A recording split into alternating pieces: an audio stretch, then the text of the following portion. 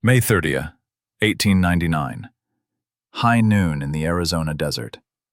A stagecoach rattles along a dusty mountain pass near Globe, carrying passengers who have no idea they're about to become part of history. Two figures step into the road, guns drawn. One is a man named Joe Boot. The other is a small woman in men's clothing, short-cropped hair, gripping a Colt .45 revolver with steady hands. She's Pearl Hart, and she's about to commit the last stagecoach robbery in American history, becoming the only woman to ever pull off such a crime. Within days, her name will be in newspapers across the country.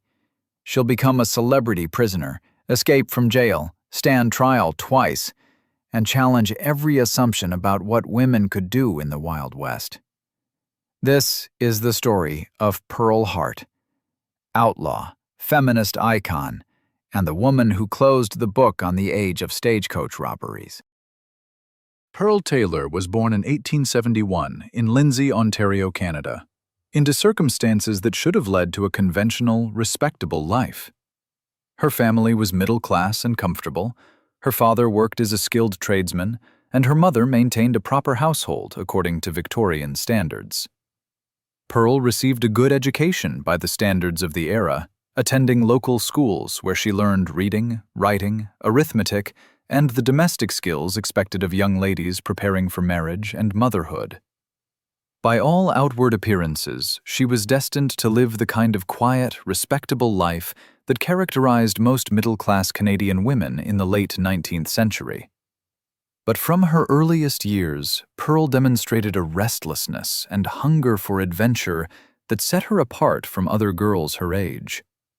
While her schoolmates seemed content with their prospects of marriage and domestic life, Pearl consumed dime novels about the American West, lurid, sensationalized stories about cowboys, outlaws, Indians, and the wild frontier where men lived by their wits and their guns.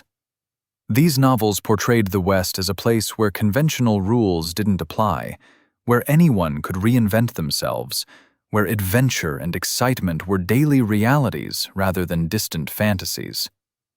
Victorian-era Canada, particularly in small Ontario towns, was deeply conservative and conventional.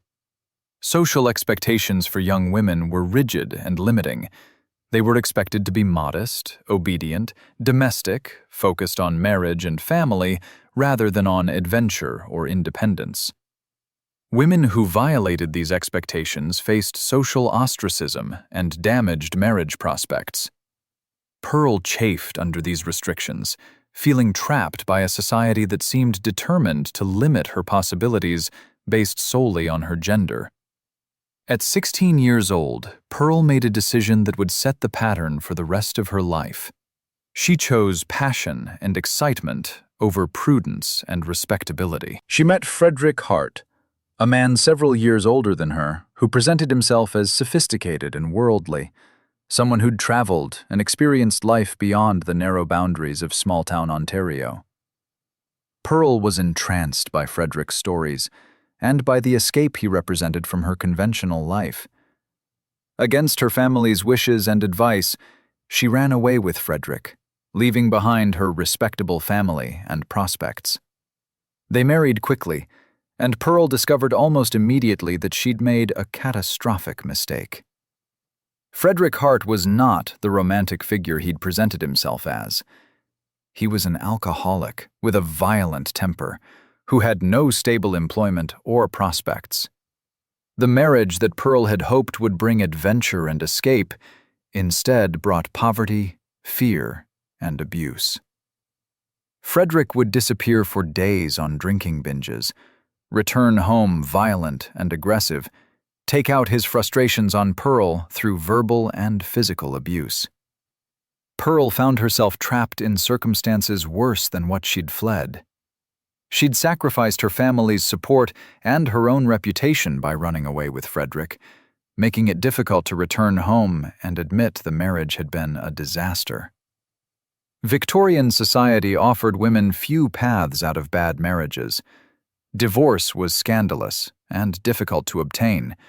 Legal protections for abused wives were minimal, and women had limited ability to support themselves independently. Most women in Pearl's situation would have endured the abuse, seeing no realistic alternatives. But Pearl wasn't most women. After several years of marriage to Frederick Hart, after giving birth to 2 children who would be raised primarily by relatives, after countless episodes of abuse and abandonment, Pearl made another momentous decision. She left Frederick, taking nothing but the clothes she wore and whatever small amounts of money she could gather. She was leaving not just a bad marriage, but also her children, a decision that society would condemn as unnatural and cruel, but that Pearl apparently felt was necessary for her own survival and sanity. In the late 1880s, Pearl Taylor Hart began moving west, following the same impulse that had drawn her to those dime novels as a girl.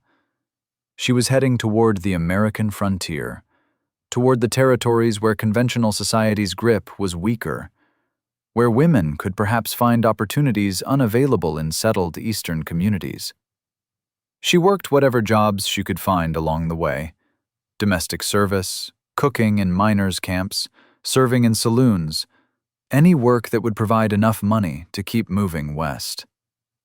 By the early 1890s, Pearl had reached Arizona Territory, one of the last truly wild parts of the American frontier. Arizona in this period was rough, dangerous, and exciting. Exactly what Pearl had been seeking. The territory was dominated by mining operations that drew thousands of men seeking their fortunes, creating boom towns that appeared overnight and sometimes disappeared just as quickly when ore deposits were exhausted. These towns had rough saloons, gambling halls, brothels, and very little in the way of law enforcement or social order. Pearl found work in various mining camps, usually cooking for miners or working in establishments that served the mining communities. The work was hard, the conditions were primitive, but Pearl was finally experiencing something like the adventure she'd craved since childhood. She was living in a world where women who were willing to work hard and ignore conventional propriety could achieve a kind of independence impossible in settled communities. She was supporting herself, making her own decisions, living without the constraints of either her family or an abusive husband. During these years, Pearl developed skills and attitudes that would later enable her criminal career. She learned to handle firearms, a necessity in mining camps, where violence was common and law enforcement was minimal. She learned to present herself with confidence despite her small stature and obviously female appearance in male-dominated spaces. She learned to read people, to identify who could be trusted and who was dangerous, to navigate social dynamics without the protections that conventional respectability might have provided. She also developed a philosophy that would later be quoted in newspapers across America. She didn't believe that laws made by men, in which women had no say, should apply to women or constrain their behavior. This wasn't a fully formed feminist ideology, but rather a practical response to her own experiences. She'd seen how laws and social conventions protected men who abused their wives, how women had no legal recourse against violence and exploitation, how the entire legal and social system was designed by men for men's benefit. Why should she respect laws and conventions that had never protected or benefited her? By the late 1890s, Pearl was in her late 20s, living in the Globe, Arizona area, working various jobs and struggling to make ends meet. The Arizona Territory was becoming slightly more settled and civilized, meaning there were fewer opportunities for the kind of rough independence that had characterized earlier years. Pearl was facing the reality that her youth was passing, that her options for supporting herself were limited, that the adventure she'd sought in the West was being replaced by a different kind of grinding poverty and limited prospects. It was during this period that Pearl met Joe Boot, a man who would become her partner in the crime that would make her famous. Boot was a prospector and miner, not particularly successful, who drifted between mining camps looking for the big strike that would make him rich. He and Pearl became friends, possibly lovers. Historical records aren't entirely clear about the nature of their relationship. And certainly partners who understood each other's frustrations with their circumstances and their shared willingness to take risks that more conventional people wouldn't consider. The events that led Pearl Hart from struggling frontier woman to infamous outlaw began with a letter that arrived in early 1899. The letter was from Pearl's family in Canada, informing her that her mother was seriously ill and needed care. The specific nature of the illness isn't well documented in historical records, but the message was clear. Pearl's mother needed help, likely needed money for medical treatment, and wanted to see her daughter, who'd been estranged from the family for years after running away with Frederick Hart. The letter created an immediate crisis for Pearl. She wanted to help her mother, wanted to reconcile with her family after years of separation, wanted to demonstrate that despite her unconventional life choices, she still cared about family obligations. But she had no money. Her work in Arizona mining camps provided bare survival, but didn't allow for savings. The train fare to Canada, the money needed for her mother's medical care, the funds required to stay with her family for any significant period, all of this was completely beyond Pearl's financial means. She tried to raise money through legitimate work, taking on extra jobs, asking for advances on wages, appealing to anyone who might loan her funds. But mining camp economies ran on cash and immediate payment. Nobody had extra money to loan, and employers weren't willing to advance significant wages to someone who might simply take the money and disappear. Pearl was desperate, watching time pass while her mother suffered in Canada, feeling powerless to help, despite wanting desperately to do something. Joe Boot shared Pearl's frustration and her willingness to consider desperate measures. He'd spent years prospecting and working in mines, always believing that the next claim would be the one that made him rich, always disappointed when ore deposits proved less valuable than hoped, or when claims he'd staked were jumped by others with better lawyers or more powerful backing. He'd seen how wealth in the mining territories was distributed. The lucky or the ruthless got rich, while honest, hard workers mostly stayed poor. The system seemed fundamentally unfair, and Boot felt no particular obligation to respect it. Together, Pearl and Boot began discussing options that went beyond legitimate work. The stagecoaches that ran between Arizona mining towns and larger settlements carried mail, passengers, and payroll for mining operations. They represented concentrated wealth moving along predictable routes with minimal protection.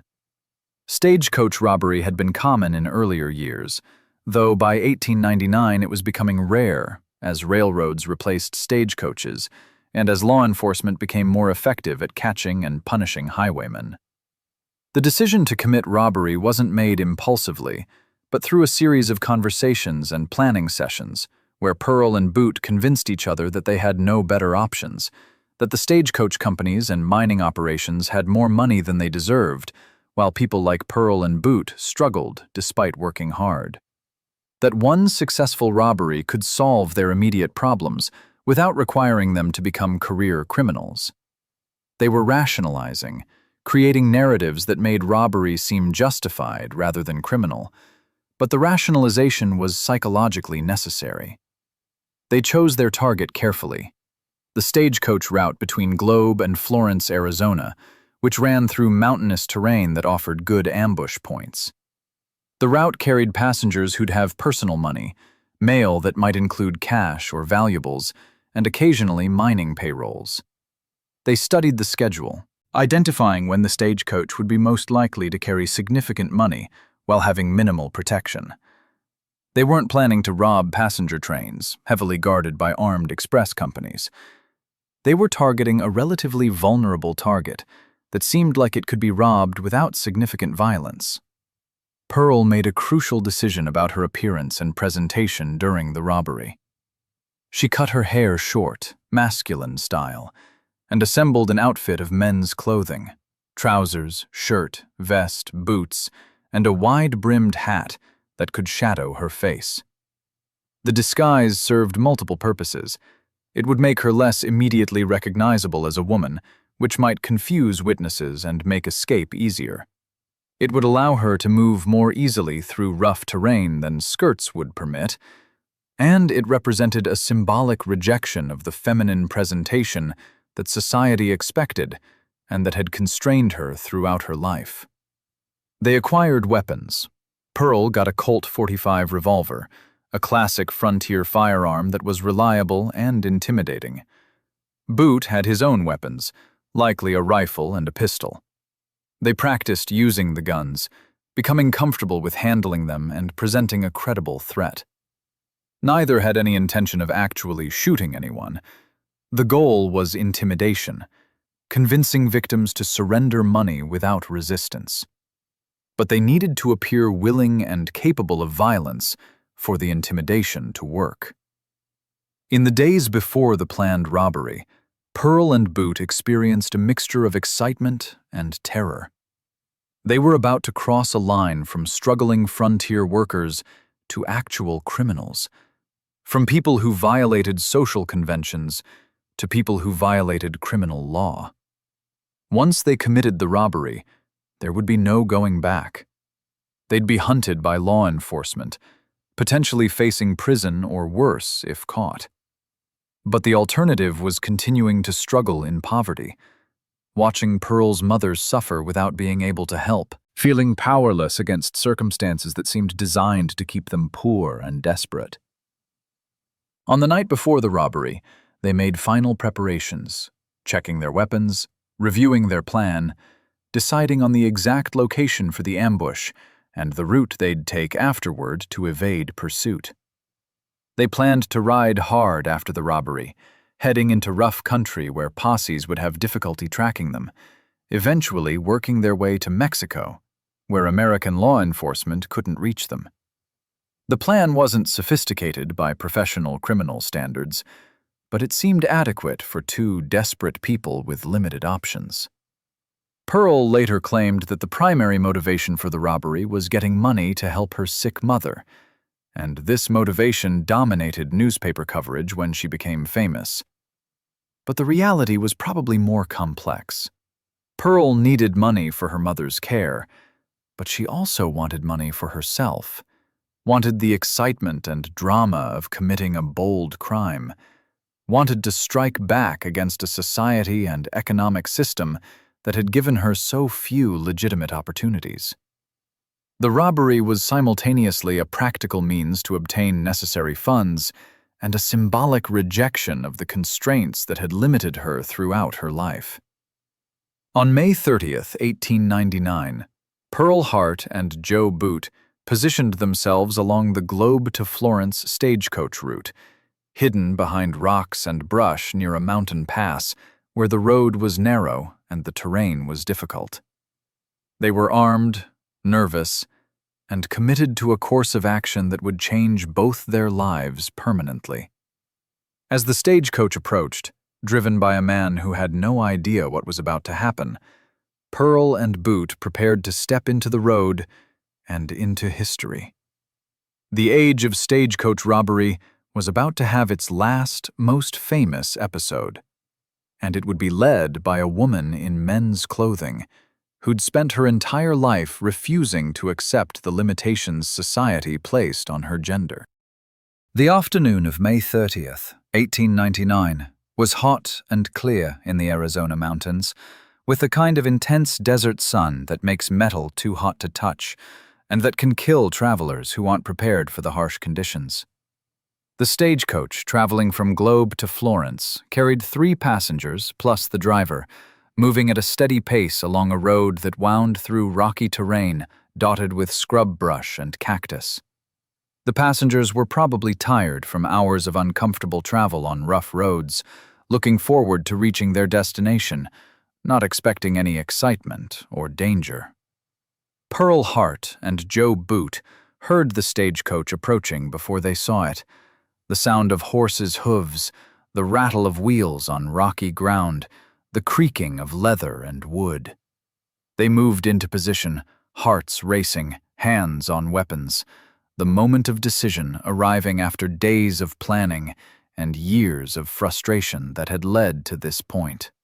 Pearl later described feeling both terrified and exhilarated, aware that she was about to commit a crime that could land her in prison, but also feeling powerful and in control in a way she'd rarely experienced in her constrained life.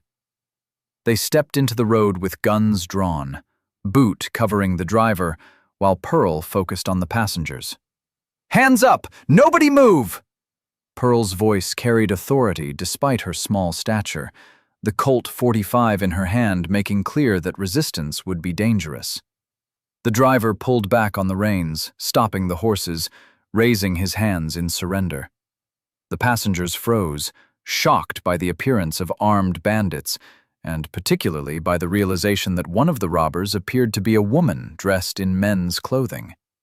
Pearl ordered the passengers out of the stagecoach, making them stand together where she could watch them while Boot searched the coach and the driver for valuables. She kept her gun trained on the group, watching for any sign that someone might try to resist or flee. But the passengers were complying, recognizing that cooperation was safer than heroics when facing armed robbers who seemed nervous and potentially willing to shoot. The passengers included at least one businessman and a drummer, traveling salesman, people who carried cash and possibly valuables. The robbery proceeded smoothly, despite Pearl and Boot's lack of experience. They searched the passengers, taking money from pockets and purses, collecting watches and any other items of obvious value. They rifled through the mail bags, looking for letters that might contain money, though most of what they found was ordinary correspondence of minimal value. The total take from the robbery was approximately $431 in cash, a substantial sum by frontier standards, equivalent to several months' wages for working people, enough to fund Pearl's trip to Canada and provide some money for her mother's medical care. But then, Pearl did something that would become central to her legend, and that reveals something important about how she understood herself and wanted to be perceived. After taking money from all the passengers, she approached one man who appeared particularly distressed and returned $1 to him, saying something like, "Here, keep this so you can buy a meal when you reach the next town." This gesture of mercy, or perhaps theatrical generosity, transformed the robbery from pure criminality into something more complex, a Robin Hood-style taking from those who could afford it while showing consideration for their basic needs. Whether this gesture was spontaneous compassion, calculated theatricality, or some mixture of both is impossible to determine from historical distance. But it became a crucial element in Pearl's subsequent fame, allowing newspapers to portray her not just as a criminal, but as a romantic outlaw with a code of honor, someone who robbed out of necessity rather than pure greed, and who maintained humanity even while committing crimes. The gesture suggested that Pearl was already thinking about how her actions would be perceived, and was crafting a narrative that would make her more sympathetic than a typical robber. After collecting the money and valuables, Pearl and Boot ordered the passengers back into the stagecoach and told the driver to continue on his way. They watched the coach depart, carrying passengers who would soon report the robbery and trigger the manhunt that Pearl and Boot had known was inevitable. Then they mounted their horses and rode hard toward rough country where they hoped to evade pursuit, carrying $431 that represented both their success and the beginning of their troubles. The plan, such as it was, involved riding into the mountains and wilderness areas where posses would have difficulty tracking them, eventually working their way south to the Mexican border and crossing into territory where American law enforcement couldn't reach them. But Pearl and Boot were not experienced outlaws or skilled wilderness travelers. They were desperate people who'd committed a crime without fully thinking through the challenges of escape and evasion. They had limited supplies, inadequate knowledge of the terrain, and no real plan beyond ride hard and hope we get away. The stagecoach driver and passengers reported the robbery when they reached Florence later that afternoon. The description of the robbers included the startling detail that one appeared to be a woman dressed as a man, information that immediately made the robbery more newsworthy than ordinary highway robberies. A posse was organized quickly, composed of lawmen and armed citizens eager to catch the bandits and potentially collect any reward that might be offered. Pearl and Boot rode through increasingly rough terrain, trying to put distance between themselves and the robbery site, while avoiding roads where posses might easily follow. But they were making mistakes that experienced outlaws would have avoided. They weren't covering their tracks effectively. They were following relatively obvious routes rather than using wilderness skills to disappear. They were running out of water and supplies in the harsh Arizona landscape. And they were exhausted, not accustomed to the physical demands of hard riding through difficult country, while carrying the stress of being hunted criminals. On the third or fourth night after the robbery, accounts vary on the exact timeline, Pearl and Boot made a critical error. They were exhausted, the horses needed rest, and they believed they'd put enough distance between themselves and the robbery site that they could safely sleep for a few hours. They made camp in a relatively sheltered spot, posted no guard, and fell into deep sleep that came from days of exhausting physical effort and psychological stress. The posse that had been tracking them found their camp shortly before dawn. The lawmen approached quietly, surrounding the sleeping outlaws before announcing their presence. Pearl and Boot woke to find themselves surrounded by armed men with rifles pointed at them. No possibility of escape or resistance. The attempted flight was over. They'd managed less than a week on the run, traveling maybe 50 or 60 miles from the robbery site, nowhere near Mexico or safety. They'd failed catastrophically at being fugitive outlaws. Pearl and Boot were arrested without resistance and transported back to Globe to face charges. During the journey, Pearl reportedly maintained a defiant attitude, refusing to show remorse or fear, insisting that she'd had no choice but to rob the stagecoach to help her sick mother. She was already crafting the narrative that would make her famous, positioning herself as a victim of circumstances rather than as a common criminal, emphasizing her feminine role as dutiful daughter, while simultaneously challenging gender norms through her masculine clothing and her willingness to commit crimes typically associated with male outlaws. The news of the arrest reached Globe before the prisoners did, and a crowd gathered to see the famous female stagecoach robber. Pearl was already becoming a sensation, newspapers across Arizona and beyond picking up the story of the woman outlaw who'd committed the last stagecoach robbery in American history. The combination of Pearl's gender, her unusual appearance, her stated motivation of helping her sick mother, and the sheer novelty of a woman committing this particular crime created perfect conditions for her transformation from ordinary criminal into celebrity outlaw. As Pearl Hart was led into the Globe jail on June 5, 1899, she was entering a new phase of her life, where she'd be both prisoner and performer, both criminal defendant and celebrity, both victim of the justice system and manipulator of public opinion. The robbery had lasted perhaps 15 minutes. The consequences would last for years and would transform Pearl from obscure frontier woman into one of the most famous female criminals in American history. The Wild West was ending, and Pearl Hart had provided one of its last, most dramatic stories.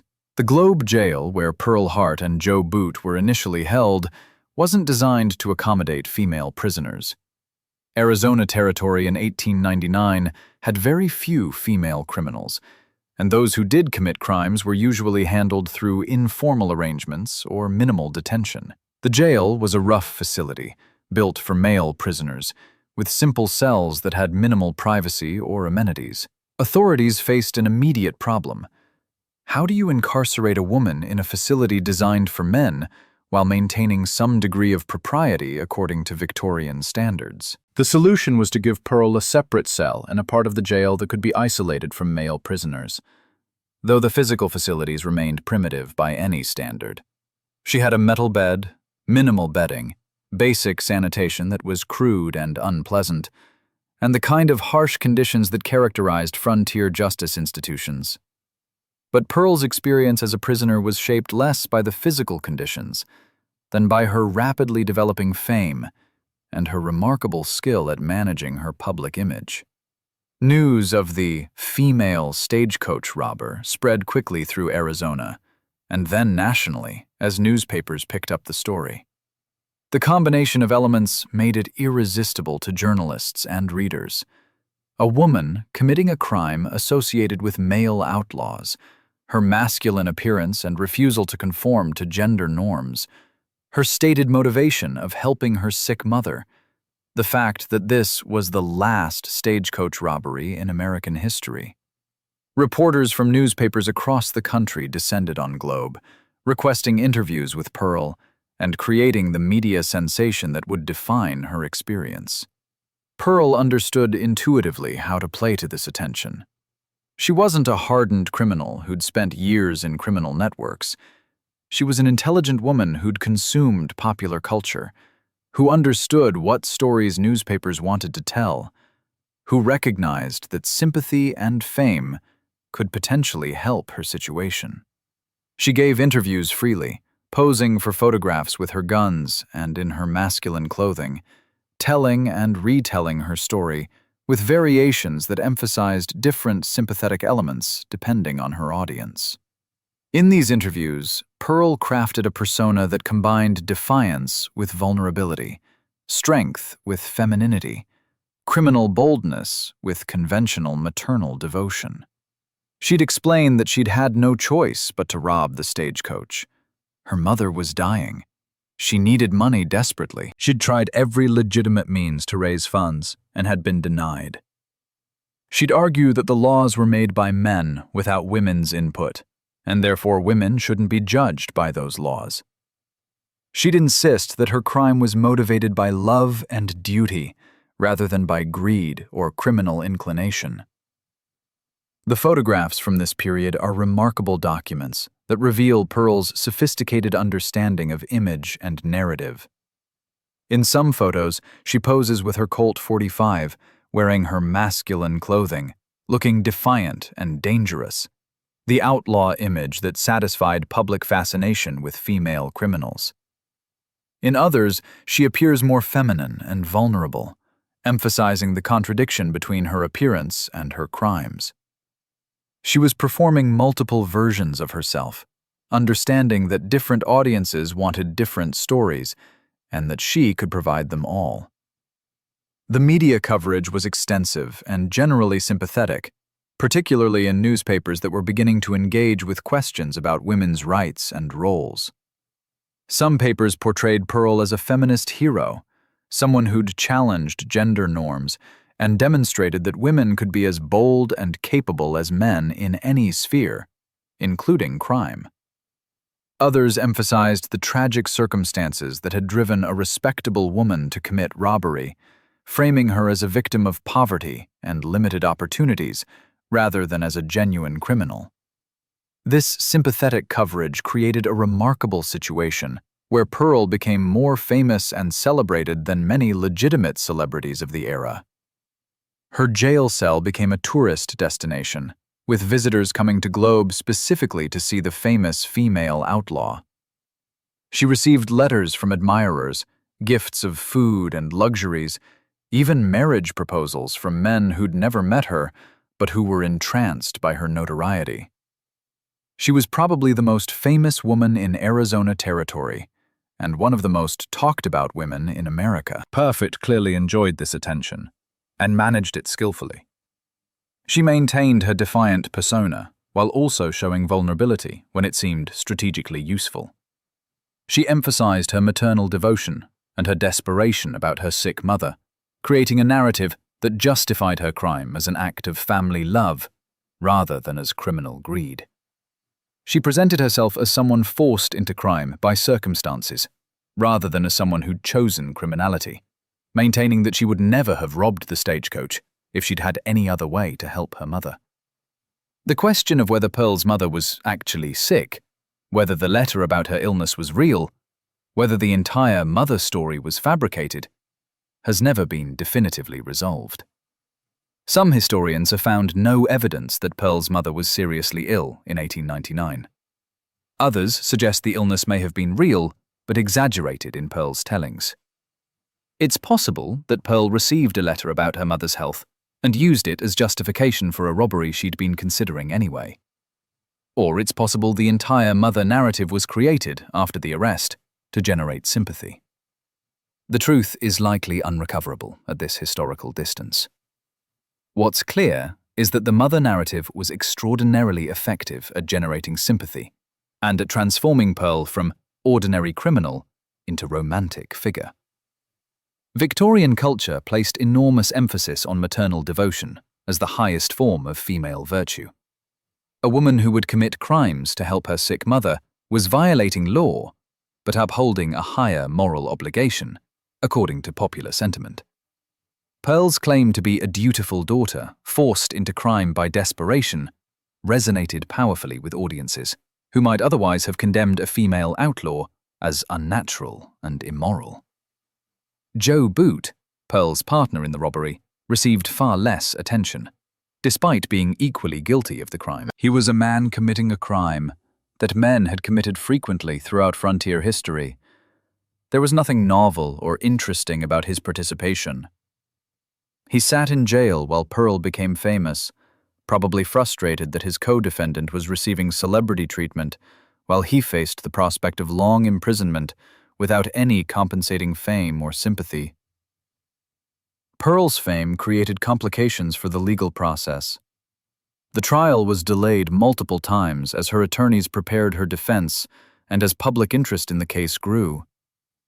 The delay worked in Pearl's favor, allowing her fame to build and creating a situation where jurors would be very aware of public sympathy for her. It also allowed her to continue managing her public image through interviews and photographs, building the narrative that would hopefully influence how she'd be perceived when trial finally occurred. During these months in the Globe jail, Pearl apparently made at least one escape attempt. The exact details are somewhat unclear in historical records, but she reportedly used her charm to manipulate guards and potentially received help from supporters who brought her tools or other assistance. She managed to escape the jail briefly, but was recaptured within hours or days. The accounts vary. This escape attempt, far from damaging her reputation, actually enhanced it. It demonstrated her boldness and resourcefulness, adding another dramatic chapter to her growing legend. Authorities eventually decided to transfer Pearl and Boot to the territorial prison at Yuma for safekeeping until trial, recognizing that the Globe jail wasn't secure enough to hold prisoners who'd become so famous and who had supporters potentially willing to help them escape. But before the transfer could occur, Pearl's case would go to trial in Globe, creating one of the most sensational courtroom dramas in Arizona territorial history. The celebrity prisoner was about to become the most famous defendant in the territory, and her trial would reveal both the power of her carefully crafted public image and the limits of that power when facing the actual machinery of frontier justice. When Pearl Hart's trial finally began in the fall of 1899, it had all the elements of a theatrical production rather than a standard criminal proceeding. The courtroom in Globe was packed with spectators who'd come to see the famous female outlaw, with standing room only and crowds outside unable to get in. Newspapers sent reporters to cover every detail of the proceedings. Pearl herself arrived dressed not in her masculine robbery outfit, but in feminine clothing that emphasized her small stature and conventional female appearance. A strategic choice designed to create sympathy and to contradict the dangerous outlaw image. The prosecution's case was straightforward and supported by overwhelming evidence. The stagecoach driver and passengers all testified about the robbery, identifying Pearl and Joe Boot as the perpetrators. The stolen money and items had been recovered when Pearl and Boot were arrested. Pearl had confessed to the crime, though her confession emphasized her desperation about her sick mother rather than criminal intent. The facts of the robbery were undisputed. The only questions were about Pearl's culpability and what punishment should be imposed. Pearl's defense attorney, whose name isn't consistently recorded in historical documents, pursued a strategy that modern lawyers would recognize as arguing for jury nullification, essentially asking the jury to ignore the law and acquit Pearl based on sympathy for her circumstances rather than on legal principles. The defense emphasized Pearl's desperation, her sick mother, her lack of criminal history, her fundamental decency despite having committed this one crime. The argument was that Pearl wasn't a real criminal, but a good woman driven to desperate action by circumstances beyond her control. The attorney also made arguments that touched on gender and justice in ways that resonated with emerging feminist consciousness. He argued that Pearl had been denied opportunities available to men, that she'd been forced into poverty by a society that gave women minimal legitimate ways to earn money, that judging her by laws she'd had no role in creating was fundamentally unjust. These arguments went beyond traditional criminal defense and entered territory that made Pearl's trial about broader social questions regarding women's roles and rights. Pearl herself testified, and by all accounts, she was compelling on the stand. She told her story with emotion and apparent sincerity, describing her sick mother, her desperate attempts to raise money legitimately, her agonizing decision to commit robbery as the only way to help her mother. She cried at appropriate moments, showed defiance when discussing the unfairness of women's limited opportunities, maintained throughout that she'd committed the robbery out of love and duty rather than criminal inclination. Whether this performance was genuinely emotional or carefully calculated is impossible to determine, but it was clearly effective. The prosecutor attempted to undermine Pearl's sympathetic narrative by emphasizing the crime itself: armed robbery of innocent travelers who'd been frightened and traumatized by the experience. He argued that Pearl's motivation didn't excuse the crime, that allowing criminals to escape punishment because they claimed sympathetic motives would undermine law and order, that Pearl had made a choice to commit crime rather than pursuing other options, like seeking charity or accepting her inability to help her mother. But the prosecutor faced a difficult challenge.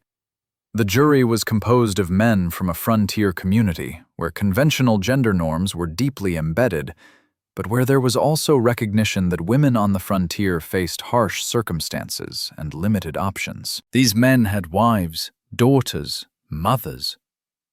Pearl's narrative about maternal devotion resonated with their own family experiences and values. And Pearl had become so famous, so sympathetic in public imagination, that convicting her felt like punishing a celebrity or a folk hero, rather than punishing an ordinary criminal. When the case went to the jury, after several days of testimony and arguments, there was genuine uncertainty about what verdict would be reached. The facts clearly supported conviction. Pearl had committed the robbery. There was no legal defense based on necessity or duress that would excuse armed robbery.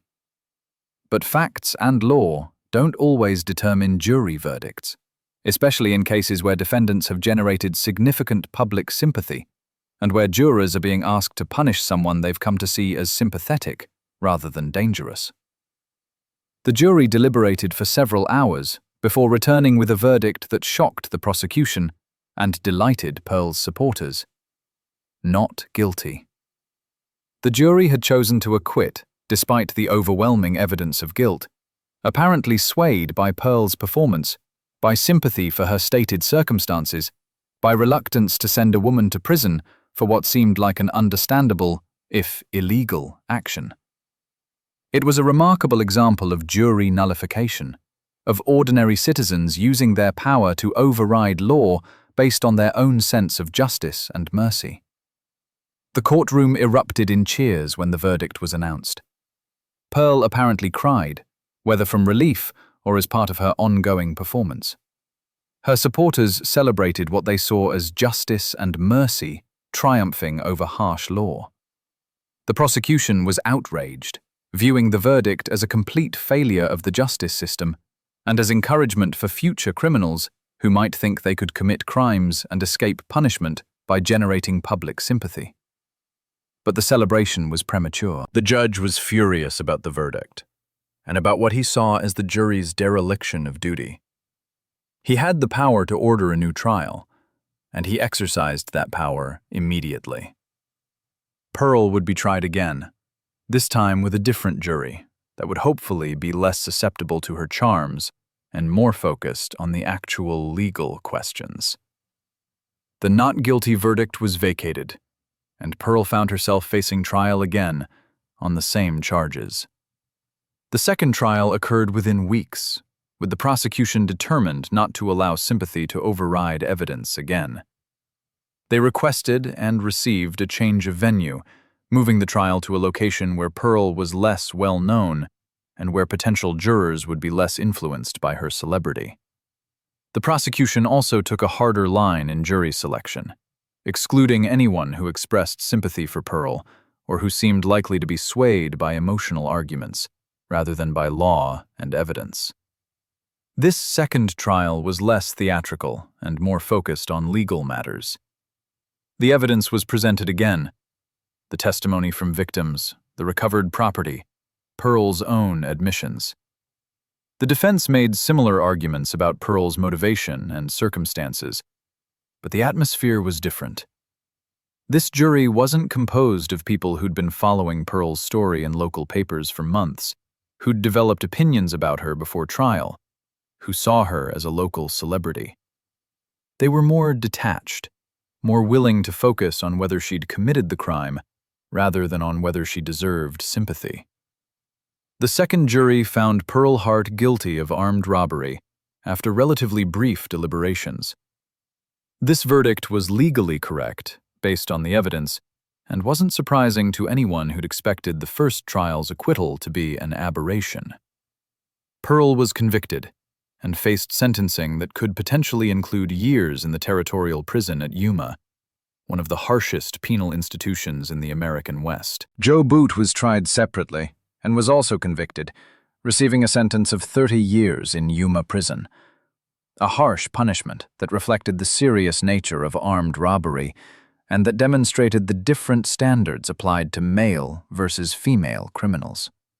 Boot's case received minimal public attention compared to Pearl's, and he faced his lengthy sentence without any of the celebrity or sympathy that had characterized Pearl's experience.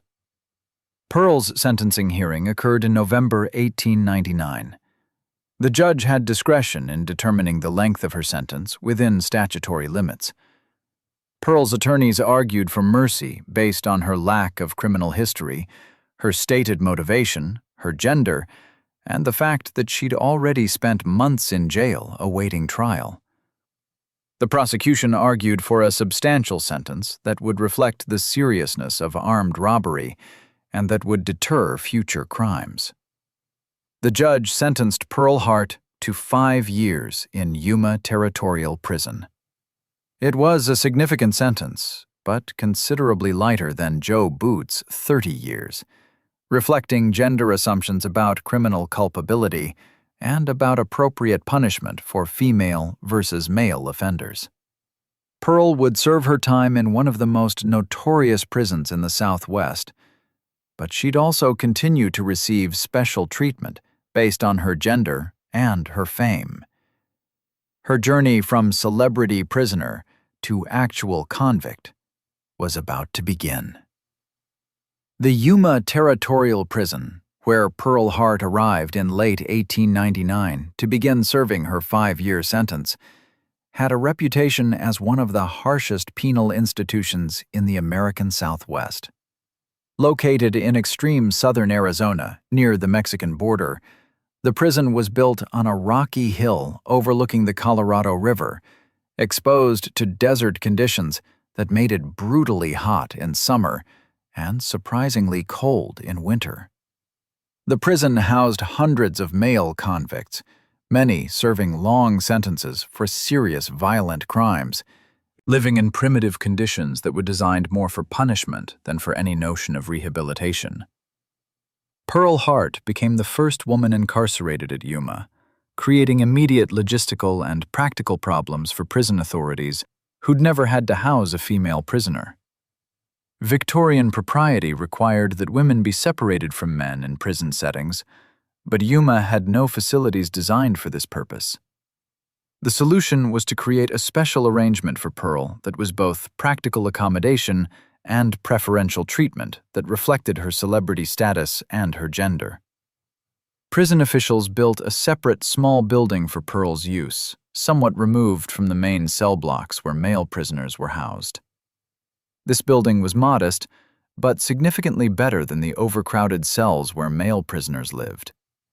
Pearl had private space, minimal outdoor area where she could get fresh air and sun, and facilities that allowed her some privacy and dignity that male prisoners didn't enjoy.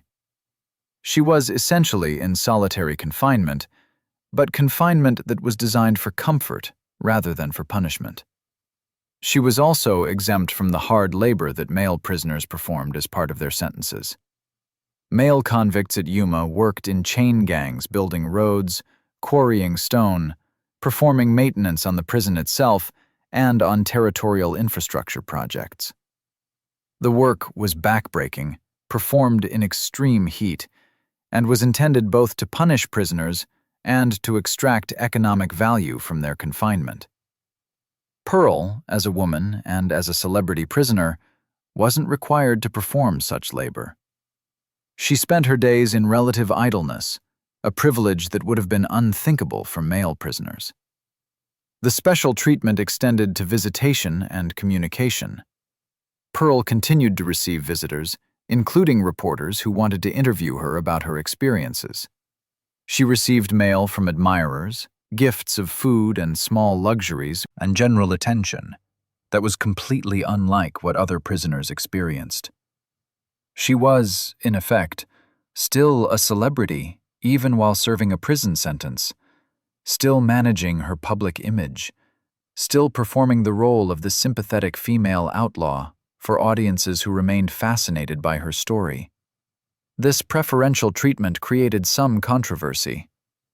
Some observers argued that Pearl was receiving luxury treatment that made a mockery of criminal justice, that she was essentially living comfortably while claiming to be punished, that the disparity between her conditions and those of male prisoners was unjust.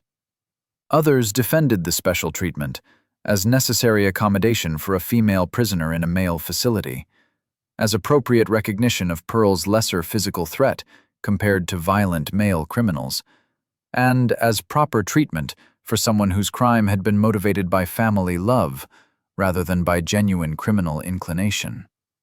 Pearl apparently adapted well to prison life, such as it was for her. She maintained her physical health, continued to give interviews and manage her public image, and apparently began planning for life after prison. She also reportedly maintained her defiant attitude toward authority, occasionally clashing with prison officials over rules and restrictions, never fully accepting her status as a convicted criminal rather than as a victim of circumstances. But the most remarkable aspect of Pearl's imprisonment was how briefly it lasted. She entered Yuma prison in late 1899 to serve a 5-year sentence. In 1902, after serving only 2 years, she was granted a pardon by Arizona Territorial Governor Alexander Brody and released from prison. The pardon was controversial, and the exact reasons for it remain somewhat mysterious, with multiple explanations offered, but none definitively proven. The official explanation for the pardon was that Pearl had been a model prisoner who showed genuine remorse for her crime and who deserved mercy based on her good behavior and her lack of danger to public safety. This explanation satisfied Victorian sensibilities about female criminals being more reformable than male ones, about women deserving mercy that wouldn't be extended to men, about the appropriateness of second chances for those who'd committed crimes out of desperation rather than depravity. But alternative explanations circulated then, and continue to be discussed by historians. One persistent rumor was that Pearl became pregnant while in prison, creating a massive scandal for territorial authorities who couldn't explain how a woman in supposedly isolated confinement had become pregnant. Releasing her quickly and quietly before the pregnancy became obvious would avoid the embarrassment and the questions about how prison security had failed so catastrophically. This explanation is supported only by rumors and circumstantial evidence, but it's plausible given the documented special treatment Pearl received and the access she had to visitors. Another explanation emphasized Pearl's continued celebrity and the political pressures that created. She remained famous, continued to generate sympathetic press coverage, had supporters who advocated for her release.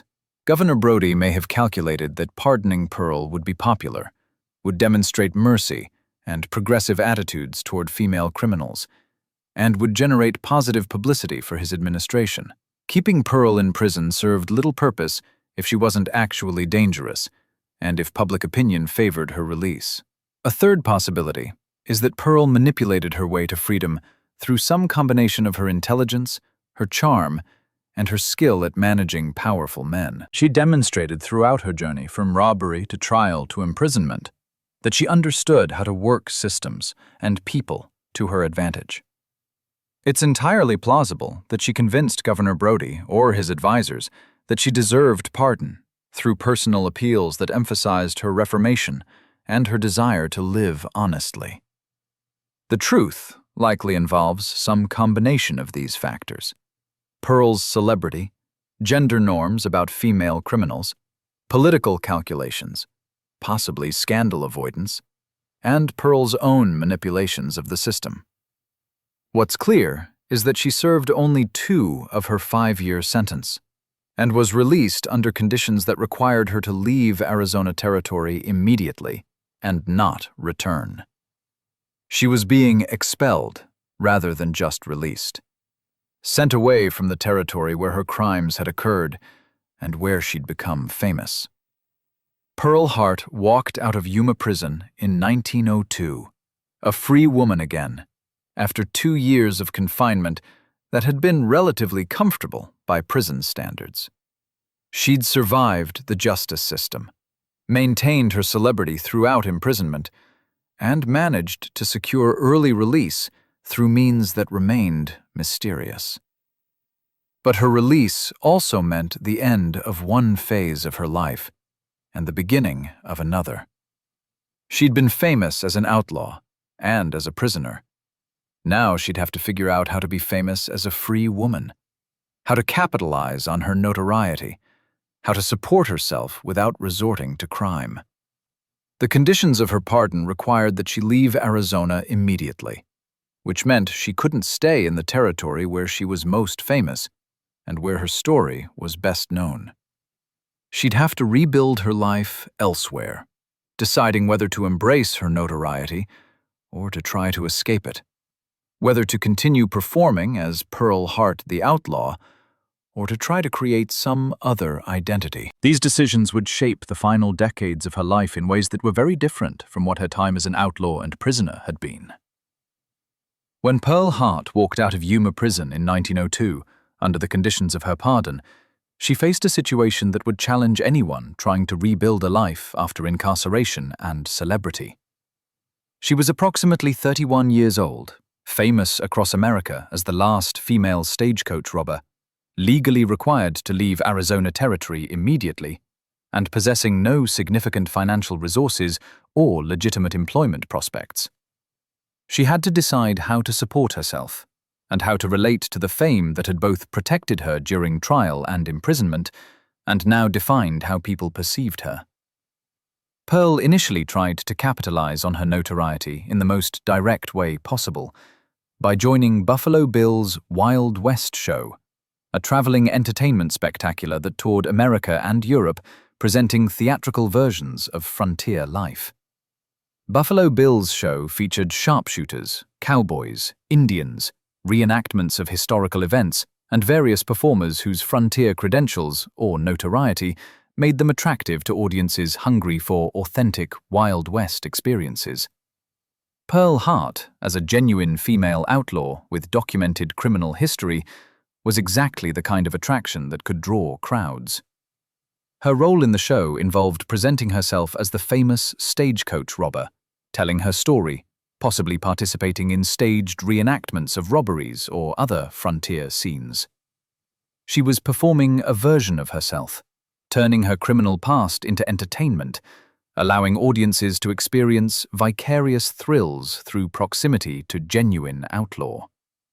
The work provided income and allowed her to continue being famous, but it also meant she could never escape her criminal identity, That she'd always be defined primarily as Pearl Hart the Outlaw, rather than as a person with any other accomplishments or characteristics. The show work was sporadic and probably not particularly lucrative. Wild West shows were competitive entertainment in the early 20th century, with multiple operations touring simultaneously, and with audiences' tastes changing as the frontier era receded further into the past. Pearl likely worked with the show for a season or two, but couldn't maintain permanent employment in an industry that was already beginning its long decline as movies and other modern entertainments became available. She also tried to leverage her fame through other means. She gave paid lectures about her experiences, telling her story to audiences who paid admission to hear the famous female outlaw speak. She sold photographs of herself, signed memorabilia, participated in any opportunity to convert her notoriety into money. She was essentially monetizing her criminal past, living off the fame generated by one robbery and one prison sentence, stretching those 2 years of dramatic events into a lifetime of public performance. During this period, Pearl reportedly married again, this time to a man named George Calvin. The marriage appears to have been genuine rather than strategic, suggesting that Pearl was trying to create some stability and conventionality in her life, despite her continued performance of outlaw identity for public consumption. As Mrs. Calvin, she could present herself as a respectable married woman when that was advantageous, while still being Pearl Hart the Outlaw when that identity was profitable or useful. The marriage to Calvin apparently led to a quieter life, with Pearl spending less time in public performance and more time trying to live conventionally. She moved to various locations, never staying anywhere long enough to establish deep roots, always somewhat on the run from her past, even as she was simultaneously trying to profit from it. She used different names, sometimes Pearl Hart when her fame was useful, sometimes Mrs. Calvin when she wanted to avoid recognition, adapting her identity to circumstances in ways that had characterized her entire life. Reports of Pearl's activities during the 1910s and 1920s are fragmentary and sometimes contradictory. She appears occasionally in newspaper accounts, usually when someone recognized her and reported seeing the famous former outlaw. She apparently worked various jobs, waitressing, domestic service, jobs that required no special skills and that paid minimal wages, but that allowed her to survive without resorting to crime. She was aging out of the celebrity that had protected and sustained her, becoming just another working woman struggling to get by. Some accounts suggest she maintained connections to the West and to frontier culture, attending cowboy and frontier events where her past gave her some status among people who valued Wild West history. Other accounts suggest she tried to disappear into anonymous urban life, living in cities where nobody knew her history and where she could be just another older woman without the burden of fame or infamy. The truth probably involved moving between these poles, sometimes embracing her outlaw past when it was advantageous, sometimes trying to escape it when it became burdensome. There's no evidence that Pearl ever returned to crime after her release from Yuma. Whether this reflected genuine reformation, practical recognition that her fame made crime impossible, or simply aging out of the physical capability for criminal activity, isn't clear. But she apparently lived the last 5 decades of her life without committing any crimes that generated legal consequences, suggesting either that she'd learned from her imprisonment or that circumstances never again pushed her to the desperate measures that had led to the Stagecoach robbery. Pearl's relationship with her children, whom she'd left behind when she fled her marriage to Frederick Hart, remains unclear in historical records. Some accounts suggest she maintained occasional contact, sending money when she could, visiting irregularly. Others suggest complete estrangement, with her children raised by relatives and having little or no relationship with their mother, who'd abandoned them to pursue frontier adventure. The failure to maintain maternal relationships contrasts sharply with the narrative Pearl had promoted about robbing the stagecoach to help her sick mother, suggesting that her actual relationship with family obligations was more complex and less conventionally dutiful than her public performance suggested. As decades passed, and as the Wild West era receded further into history, Pearl's fame faded. New generations knew nothing about stagecoach robberies or frontier outlaws. The cultural moment that had made Pearl Hart famous was gone, replaced by modern concerns and modern celebrities. Pearl became an anachronism, someone whose significance was tied to a historical period that fewer and fewer people remembered or cared about. By the 1940s and 1950s, Pearl was an elderly woman living in obscurity, her outlaw past a distant memory even for her. She'd lived long enough to see the world completely transformed from the frontier Arizona, where she'd committed her famous crime. The stagecoach she'd robbed had been replaced by automobiles and airplanes. The frontier had become settled, civilized, regulated. The Wild West existed only in movies and nostalgia, not in any lived reality. Pearl Hart died on December 30th, 1955, in Tucson, Arizona, ironically in the same territory she'd been required to leave after her prison release, suggesting she'd eventually returned despite the pardon conditions. She was 84 years old, having lived a remarkably long life that had spanned from the height of the frontier era through the atomic age. Her death received minimal newspaper coverage. She'd been forgotten by most people, remembered only by a few historians and frontier enthusiasts who kept track of such things. She was buried in Arizona, the land where she'd committed her famous crime and where she'd become briefly famous. Her grave wasn't marked with any indication of her outlaw past, just a simple marker with her name and dates.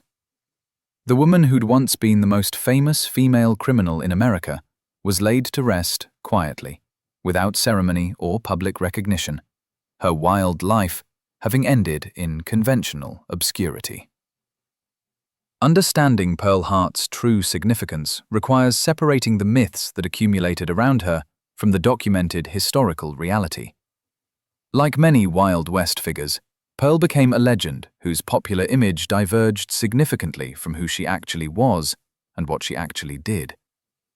The process of myth-making began during her lifetime, with her own active participation, and continued after her death as writers and filmmakers used her story for various purposes. Examining the myths reveals both what actually happened and what Pearl's story meant to different audiences at different times. The first and most persistent myth is that Pearl Hart was a career criminal, a dangerous outlaw who committed multiple robberies and lived outside the law for years. The reality is much more mundane. Pearl committed one documented robbery in her entire life, the May 1899 stagecoach holdup for which she was arrested, tried, and imprisoned. There's no credible evidence of other crimes. She wasn't a criminal mastermind or a professional outlaw, but rather a desperate woman who committed one crime and then spent the rest of her life living off the fame that crime generated. This distinction matters because it affects how we understand both Pearl and the phenomenon of celebrity criminals. Pearl wasn't dangerous. She was theatrical. She committed one robbery that generated enormous publicity, then performed the role of dangerous outlaw for audiences who wanted to believe in that image. Her actual criminal career consisted of approximately 15 minutes of robbery, followed by decades of performance and storytelling. The myth of Pearl as a serious criminal was created by her and amplified by media because that myth was profitable and entertaining, not because it was true. The second myth concerns Pearl's motivation for the robbery. According to the story she told repeatedly, She robbed the Stagecoach solely to get money to help her sick mother in Canada, acting out of familial duty and desperation rather than from criminal inclination. This narrative was crucial to generating sympathy during her trial and imprisonment. But historians have found no evidence that Pearl's mother was actually seriously ill in 1899. No documentation of Pearl sending money to Canada, no confirmation of any of the elements of the story beyond Pearl's own assertions. The mother narrative served multiple purposes for Pearl. It transformed her from ordinary criminal into dutiful daughter, forced into crime by circumstances.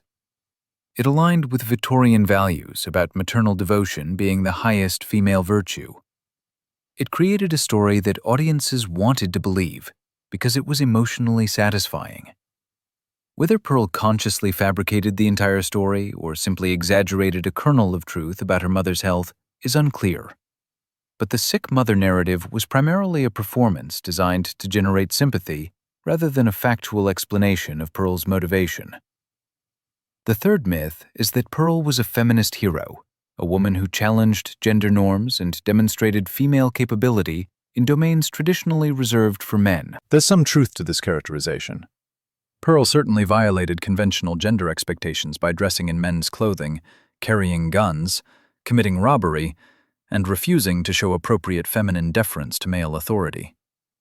Her statement that she wouldn't be judged by laws made by men did express a kind of proto-feminist consciousness about women's exclusion from political power. But Pearl wasn't a political activist or a conscious feminist in any organized sense. She didn't join women's suffrage movements, didn't advocate for women's rights beyond her own case, didn't try to improve conditions for women generally. She was an individual who defied conventions for personal reasons, because those conventions constrained her, because she wanted adventure and independence, because performing gender nonconformity made her famous and generated income.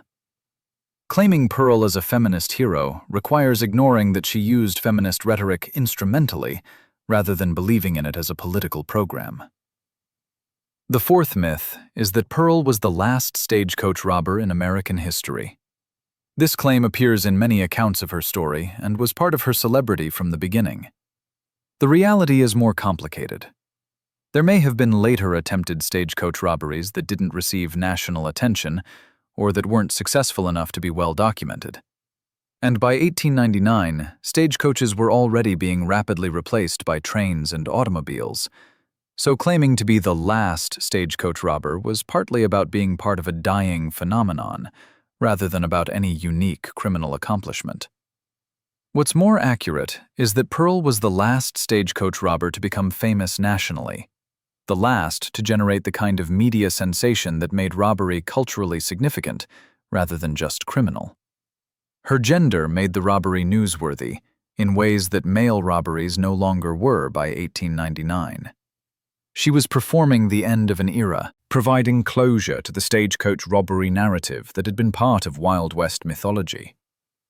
The Last Stagecoach Robber title was as much about cultural storytelling as about actual criminal history. The fifth myth concerns Pearl's treatment in prison and the reasons for her early pardon. Popular accounts often portray Pearl as receiving exceptional treatment because of her celebrity and her charm, which is true, but they sometimes downplay how gendered that special treatment was. Pearl received better conditions than male prisoners, not primarily because she was famous, but because she was female, and Victorian gender norms required different treatment for women, even in prison settings. The pardon myths are even more elaborate. Romantic accounts suggest Pearl charmed the governor into releasing her. Scandalous accounts claim she became pregnant in prison, forcing authorities to release her quietly. Progressive accounts frame the pardon as recognition that she deserved mercy for a crime committed out of desperation.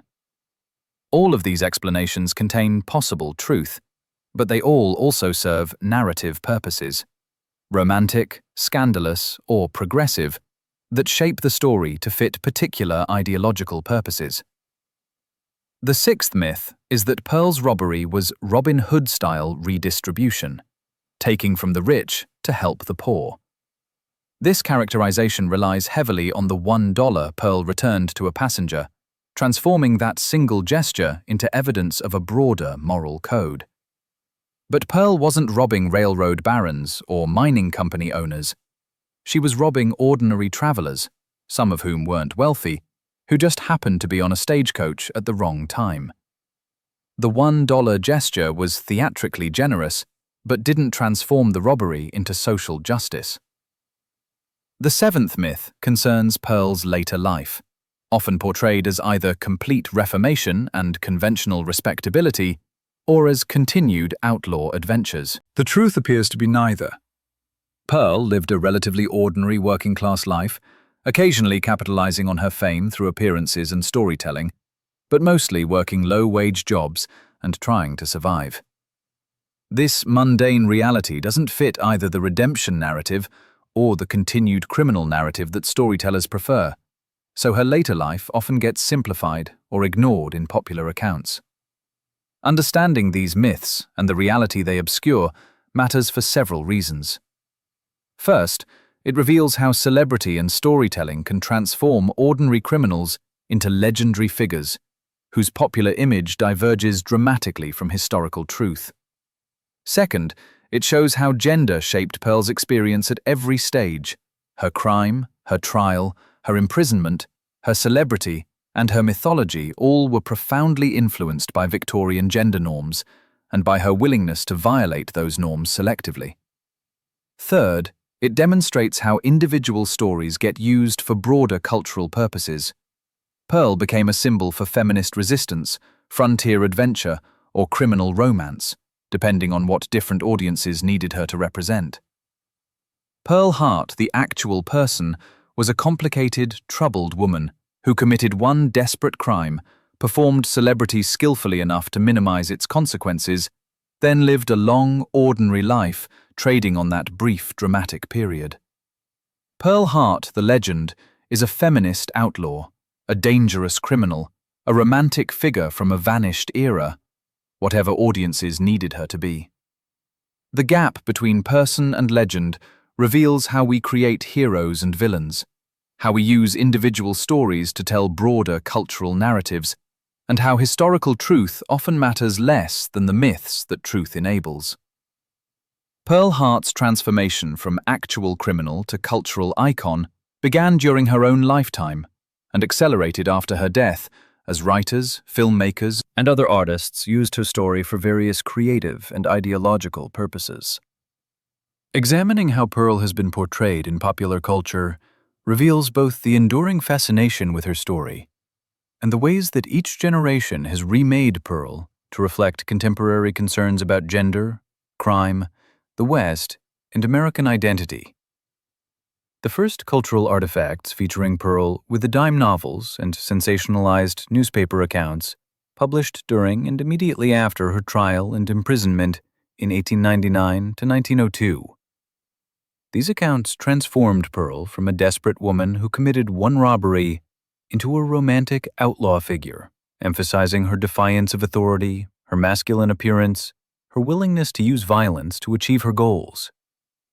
The stories often added entirely fictional elements, additional robberies, dramatic shootouts, romantic entanglements, that made Pearl's story more exciting than the relatively mundane reality. These early sensationalized accounts established patterns that would persist through later cultural representations. Pearl was portrayed as simultaneously masculine and feminine, wearing men's clothing and carrying guns, but also motivated by feminine concerns like maternal duty. She was both victim and agent, forced into crime by circumstances, but also choosing to violate laws and norms.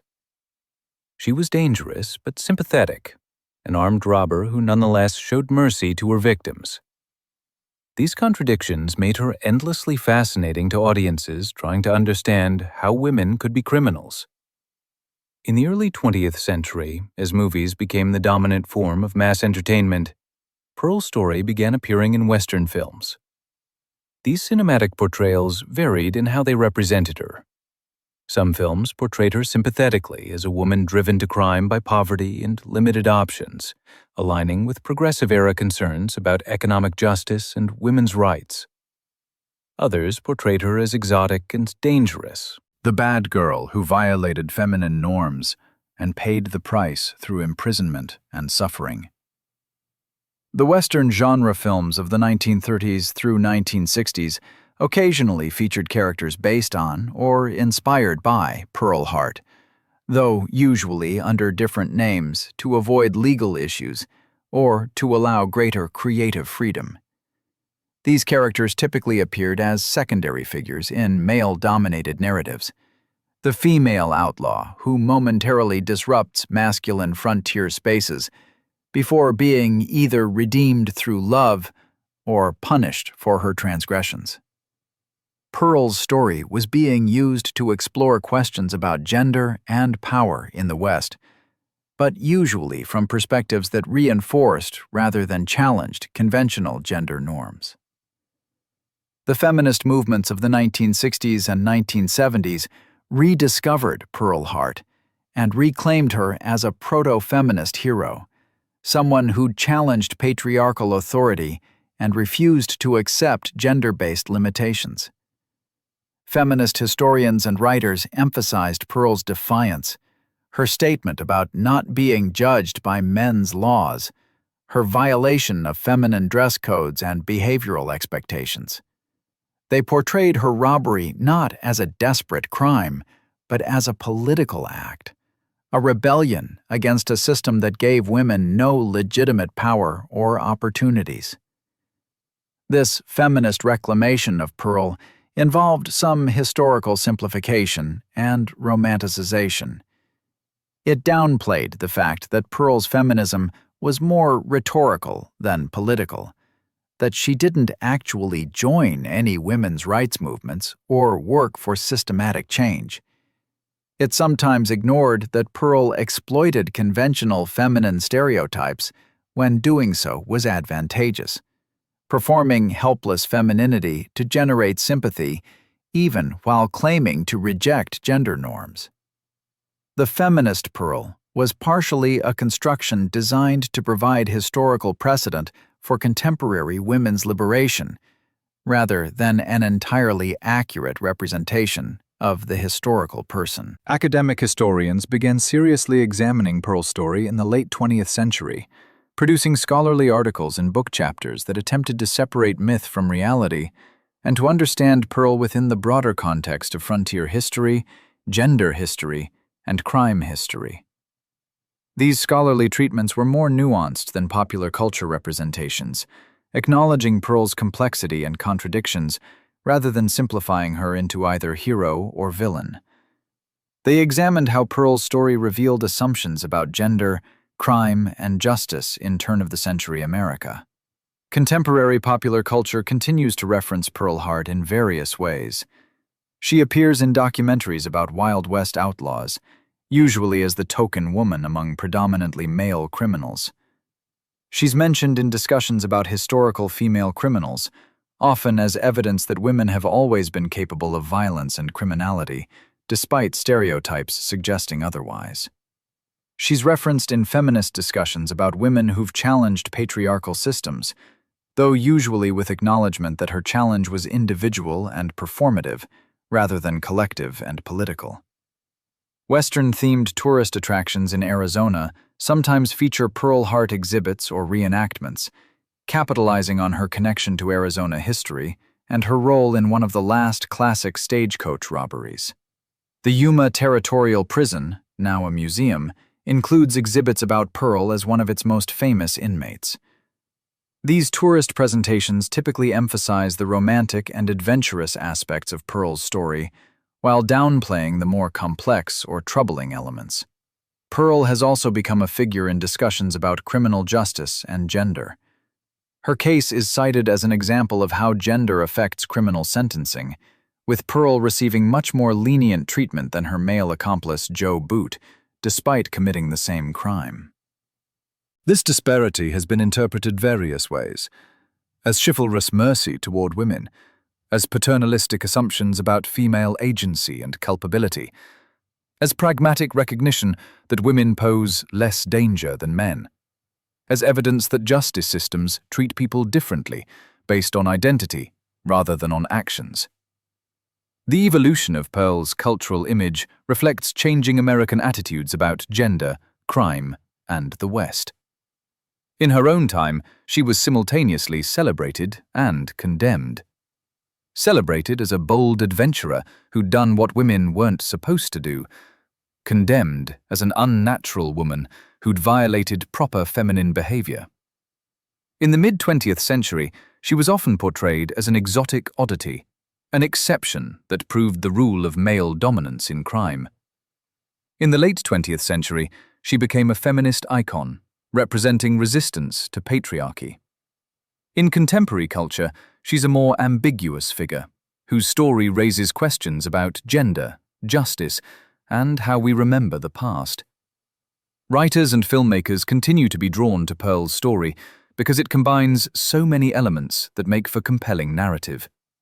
Crime, gender violation, frontier adventure, courtroom drama, celebrity, mystery.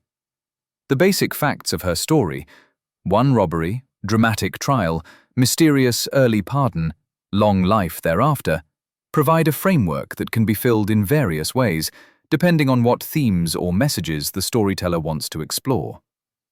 Some contemporary treatments of Pearl emphasize her as a survivor, someone who used whatever tools were available to navigate limited options and harsh circumstances.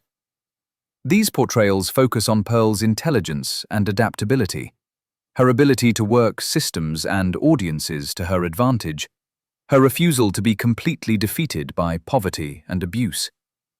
They align Pearl with contemporary discussions about women's resilience and agency in oppressive circumstances. Other treatments emphasize Pearl as a cautionary tale about the costs of fame and the limits of celebrity.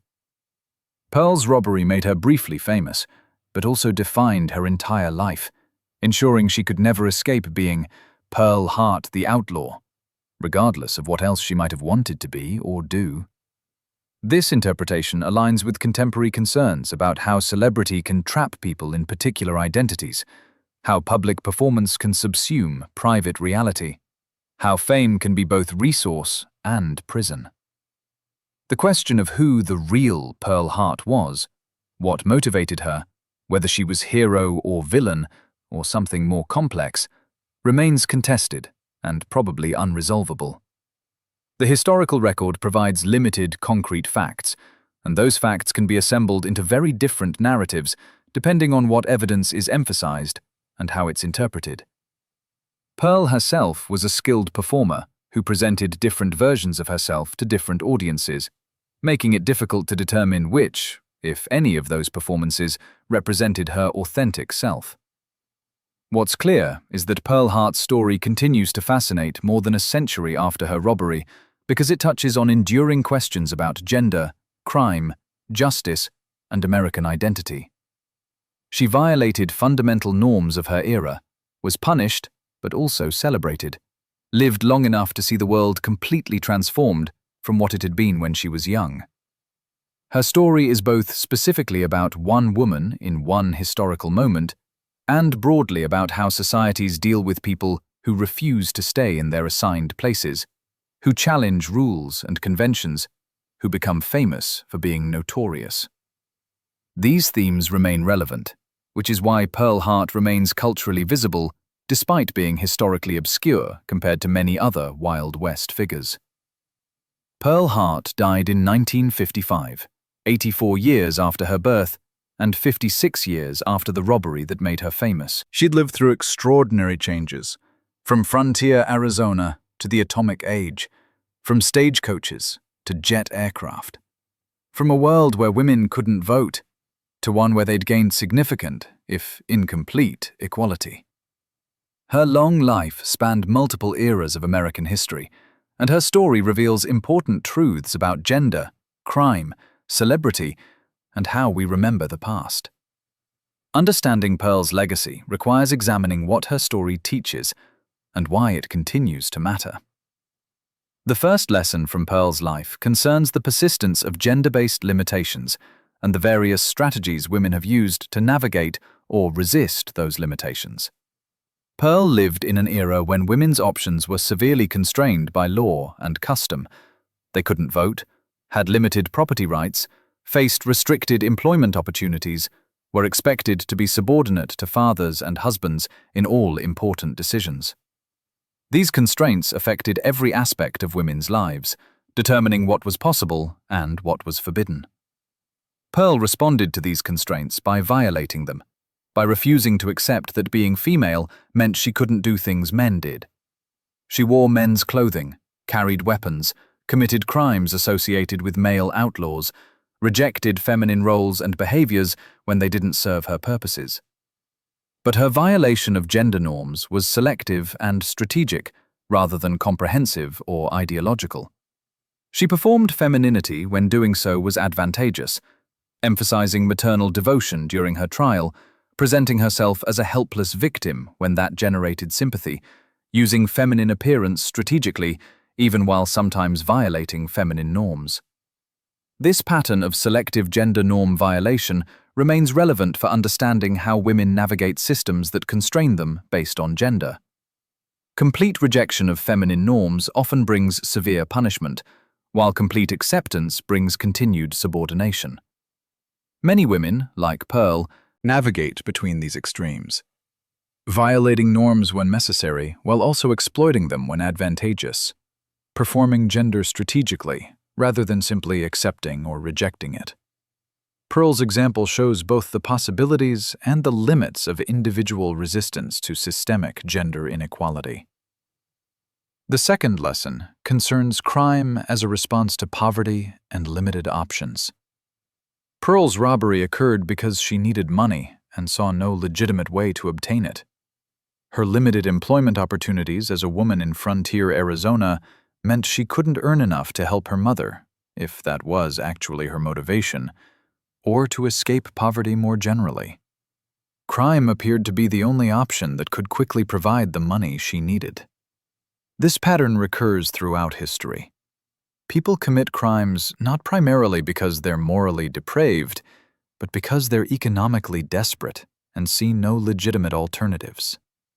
Contemporary discussions about crime often ignore this economic dimension, treating crime as purely moral choice rather than as response to material circumstances. Pearl's case demonstrates how limited opportunities and economic desperation can push people toward criminal behavior, suggesting that reducing crime requires addressing the economic conditions and opportunity structures that make crime seem necessary or rational. The third lesson is about the power of storytelling and performance in shaping how we're perceived and judged. Pearl was extraordinarily skilled at managing her public image, at crafting narratives that generated sympathy, at performing versions of herself that audiences wanted to see. She understood that her fate would be determined not just by the facts of her crime, but by how those facts were interpreted, by whether she could convince people to see her as sympathetic rather than simply as criminal. This skill at self-presentation probably saved Pearl from the much harsher punishment her male accomplice received. She told a story about maternal devotion, desperation, and forced criminality that aligned with Victorian gender norms, even while she violated those norms through her crime. She performed vulnerability while also performing strength, helplessness while also performing agency, creating a complex image that fascinated audiences and generated sympathy. Her success demonstrates that in legal and social systems, where judgment involves interpretation and discretion, the ability to shape narratives can be as important as the underlying facts. The fourth lesson concerns the different standards applied to female versus male criminals. Joe Boot and Pearl Hart committed the same crime under identical circumstances as partners, but Boot received a 30-year sentence, while Pearl received 5 years and was paroled after 2. This enormous disparity reflected Victorian assumptions about gender and criminal responsibility. Women were seen as less culpable because they were viewed as less capable of rational choice and moral agency, as more likely to be influenced by emotions or by male manipulation. These gendered assumptions created both benefits and costs for female criminals. The benefits were obvious: lighter sentences, better treatment, greater likelihood of mercy. But the costs were equally real: being treated as less than fully responsible moral agents, being infantilized, having one's choices and actions attributed to emotion or manipulation rather than to rational decision-making. Contemporary criminal justice systems still show evidence of these gendered patterns, with women generally receiving lighter sentences than men for similar crimes, but also being judged partly based on how well they conform to gender expectations. The fifth lesson is about celebrity and how it can both protect and trap people. Pearl's fame generated sympathy that led to her acquittal in her first trial and to special treatment during imprisonment. Her celebrity was a resource you could exploit for better treatment and eventual early release.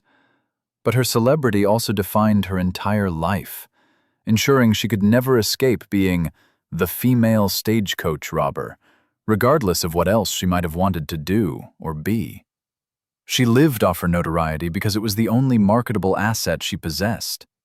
But doing so required constantly performing the outlaw role, even decades after the single criminal act that had created that role. This double-edged nature of celebrity remains relevant in contemporary culture, where fame is often pursued as an end in itself without recognition of how fame constrains and defines those who achieve it. Pearl's long life demonstrated both the benefits and the costs of notoriety. She survived partly because of her fame, but she was also trapped by it, unable to be anyone except the person her famous story said she was. The sixth lesson concerns how historical figures get mythologized and how myths diverge from reality. Pearl Hart, the historical person, committed one robbery, performed celebrity skillfully, lived a long, ordinary life. Pearl Hart, the legend, is a feminist icon, a dangerous outlaw, a romantic figure from a vanished era, whatever different audiences have needed her to be. The myth has in many ways displaced the reality, becoming more culturally significant than the actual woman. This pattern of myth-making occurs throughout history, particularly with figures from eras distant enough that hard facts are scarce, and that audiences can project contemporary concerns onto the past without being constrained by detailed historical record. Understanding that our historical heroes and villains are partly constructions, that the stories we tell about the past serve present purposes, is crucial for thinking critically about how we use history and what we expect it to teach us. The seventh lesson is about the American West and how its mythology has shaped American identity. Pearl's story became part of Wild West mythology, contributing to narratives about frontier adventure, individual freedom, defiance of authority, and the transformative possibilities of the West. These narratives have always been partly fictional, emphasizing dramatic elements while ignoring mundane realities, celebrating white conquest while erasing indigenous dispossession, romanticizing violence while ignoring its costs. Pearl's place in this mythology is complex, because her gender made her an exception to typical Western narratives dominated by male heroes. She demonstrated that the West was more diverse and complicated than standard cowboy stories suggested, that women were active participants in frontier life, including its criminal elements, that actual history was messier and stranger than mythology acknowledged. But her exceptionalism also reinforced the male dominance of Western mythology. She was interesting precisely because she was unusual, because female outlaws were rare enough to be newsworthy. The eighth lesson concerns justice and mercy, and how legal systems balance punishment with compassion. Pearl's case raised questions about whether criminals who commit crimes out of desperation deserve lighter punishment than those who commit crimes from greed or malice, whether first-time offenders should be treated more leniently than career criminals, whether circumstances should matter in determining appropriate punishment. These questions don't have simple answers, but Pearl's case illustrates their importance and complexity. The ninth lesson is about survival and resilience. Pearl endured childhood poverty, an abusive marriage, frontier hardships, criminal trial, imprisonment, decades of poverty and struggle in her later life. She made questionable choices, hurt people through her crime, lied strategically to protect herself, performed various versions of herself to survive. But she survived, living to old age, despite circumstances that could easily have killed her earlier. Her resilience wasn't heroic or purely admirable. It involved moral compromises and strategic deceptions. But it was real, and it kept her alive through 84 years that included extraordinary challenges. The 10th and final lesson is about how we judge historical figures and what standards we apply. Pearl Hart was neither purely victim nor purely villain, neither feminist hero nor cautionary tale about criminal women. She was a complicated person who made choices shaped by limited options, who performed gender strategically, who committed a crime that harmed others but that also reflected her own desperation, who lived a long life that included both dramatic incidents and ordinary struggles. She deserves neither simple condemnation nor simple celebration, but rather the kind of nuanced understanding that acknowledges complexity.